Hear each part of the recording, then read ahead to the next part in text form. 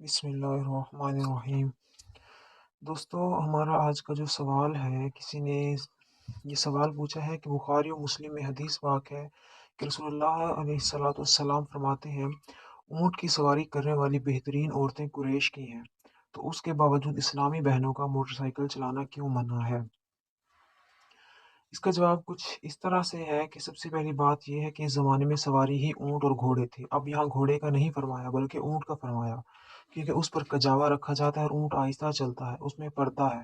گھوڑے پر ایسا نہیں ہے۔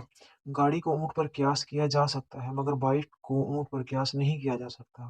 بائک کو گھوڑے پر قیاس کریں کہ اس میں پردے کی صورت بھی نہیں ہے۔ جب بائک تیز چلے گا لباس چپک جائے گا، جسم ظاہر ہوگا۔ یہ بات یاد رکھیں کہ زمانہ بدلنے سے کئی مسائل بدل جاتے ہیں۔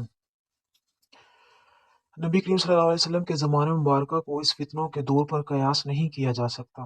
رسول اللہ صلی اللہ علیہ وآلہ وسلم فرماتے ہیں، ترجمہ: جو سال بھی آئے اس کے بعد والا اس سے برا ہی ہوگا۔ فتاوی رضویہ میں ہے، جیسے نبی کریم صلی اللہ علیہ وسلم کے زمانے میں عورت کو مسجد میں آنے کی اجازت تھی مگر حضرت عمر رضی اللہ تعالیٰ عنہ نے عورتوں کے حالات دیکھ کر پابندی لگا دی۔ عنایا امام اکم الدین بابرتی میں ہے کہ امیر المومنین فاروق اعظم رضی اللہ تعالیٰ عنہ نے عورتوں کو مسجد سے منع فرمایا۔ وہ ام المومنین حضرت صدیقہ رضی اللہ تعالیٰ عنہ کے پاس شکایت لے گئیں۔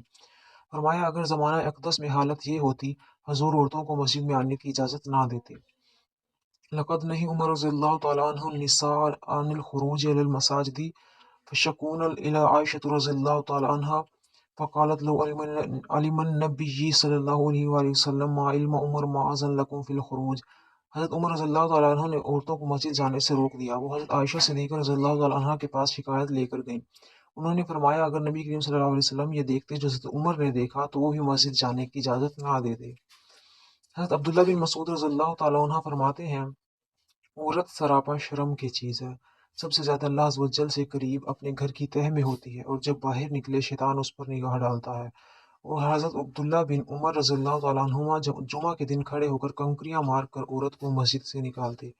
اور امام ابراہیم نخعی تابعی استاذ الاستاذ امام اعظم ابو حنیفہ رضی اللہ تعالیٰ عنہ اپنی مستورات کو جمعہ و جماعات میں نہ جانے دیتے۔ اب آپ خود اندازہ لگائیں اس زمانے کی عورتیں کیسی تھیں جن پر پابندی لگی، اور اس زمانے کی عورتوں کی کیا حالات ہیں۔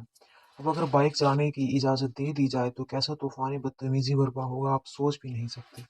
اور دوسری بات، اصل میں مزاج کو سمجھنا بے حد ضروری ہے کہ شریعت عورت کے حوالے سے کیا مزاج رکھتی ہے۔ قرآن کریم عورتوں کو گھر ٹھہرنے کا حکم دیتا ہے، زمانہ جاہلیت کی بے پردگی سے منع کرتا ہے۔ بلا ضرورت باہر نکلنا عورت کے لیے جائز نہیں ہے۔ اب باہر نکل کر ایسا رہنا کہ لوگ اس کی طرف متوجہ ہوں، یہ کیسے جائز ہو سکتا ہے؟ عورت کے تو ایسا لباس یا برقع پہن کر نکلنا جائز نہیں جو اٹریکٹیو ہو، شوق ہو، چمکیلا بھڑکیلا ہو۔ جب بائک لے کر عورت نکلے گی تو دیگر اٹریکٹیو کاموں سے زیادہ لوگوں کی توجہ کا مرکز بنے گی، اس لیے بائک فی زمانہ جائز